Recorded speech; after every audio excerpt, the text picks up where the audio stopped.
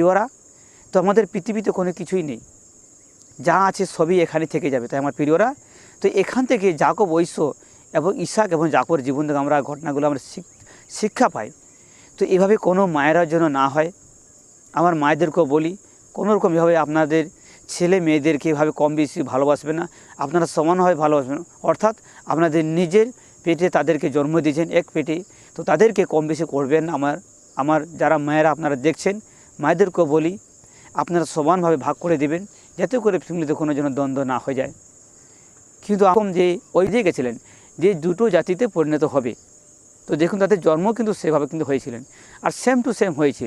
আর সেখানে ঈশ্বর বলেছিলেন, যে ভবিষ্যৎবাণী করেছিলেন রেবেকা, তিনি বলে ভালো থাকুন, ঈশ্বর আপনাদের মঙ্গল করুক, আপনাদের পরিবারগুলো মঙ্গল করুক, আপনাদের ছেলেমেয়েদেরকে মঙ্গল করুন, ঈশ্বর প্রত্যেকের জন্য ভালো রাখুন। প্রত্যেকে জয় যিশু, ভালো থাকবেন।